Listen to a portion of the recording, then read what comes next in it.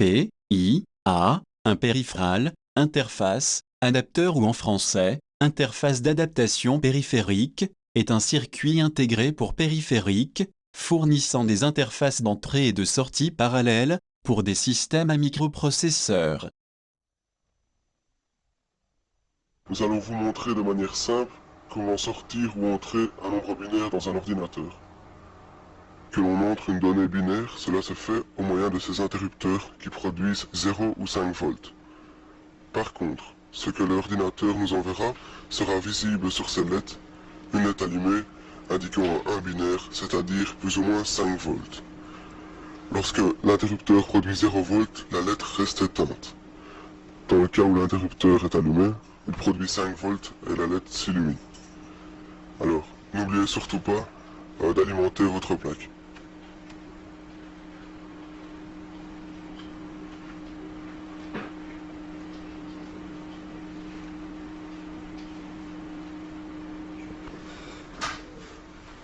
La liaison entre votre plaque et l'ordinateur nécessite une carte d'interface qui comporte un circuit intégré programmable, permettant des liaisons parallèles.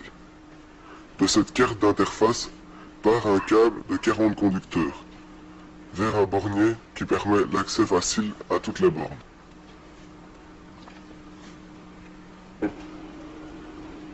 Chaque interrupteur et chaque LED sont reliés à ce bornier. Surtout ne pas oublier de relier la masse de l'alimentation avec celle de l'ordinateur via l'interface.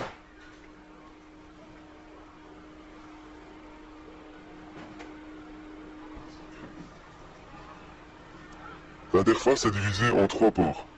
Le port A, indiqué PA de 0 à 7, le port B, indiqué PB de 0 à 7, et le port C, indiqué PC de 0 à 7. Ici, le port C ne sera pas utilisé. Refermons l'ordinateur et passons à un programme Pascal utilisant cette interface. Comment communiquer avec l'interface? Par une affectation. Ici, on affecte 82 en hexa à une position mémoire de la carte. Et l'accès de cette position mémoire se fait par un numéro de port. Ici, 1B3 en hexa. Pourquoi 82 et pourquoi 1B3? Cela a pour but de positionner le port A en sortie et le port B en entrée. Pour effectuer une lecture d'une entrée, on affecte la valeur des ports à une variable. Pour effectuer une écriture, c'est-à-dire une sortie, il faut affecter une variable ou une valeur au port. Le 1B1 est le numéro du port B, tandis que le 1B0 est le numéro du port A. La valeur entrée sur le port B est reproduite sur le port A. Alors, nous allons créer une boucle répétée jusqu'à ce qu'une touche soit pressée. Alors, à l'intérieur de cette boucle se trouve un clear screen qui permet de nettoyer l'affichage. Alors, la ligne X de point égale port $1B1 permet d'affecter la valeur lue sur le port B à la variable X, tandis que la ligne suivante permet d'affecter la variable X au port A, c'est-à-dire de sortir la valeur de la variable X sur le port A. Les lignes suivantes permettent d'afficher les résultats à l'écran. Exécutons le programme.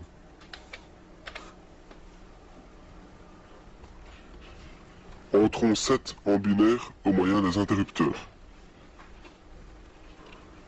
L'ordinateur affiche donc 7. L'ordinateur sort donc 7 sur les lettres du port A. On place une valeur binaire à l'entrée, l'ordinateur la lit et il affiche la valeur correspondante à la sortie. Plaçons donc 1, 2, 4, 8,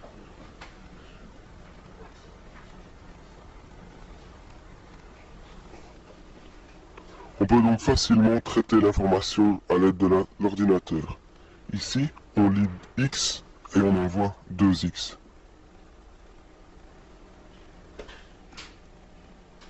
Si l'on introduit 1, après traitement, l'ordinateur affiche 2.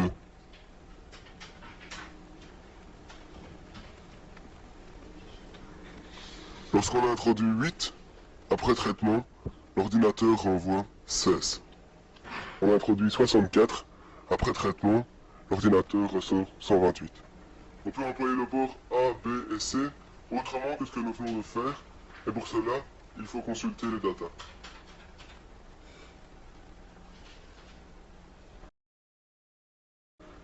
Sur un petit chenilleur, nous terminons l'introduction des entrées-sorties sur PC.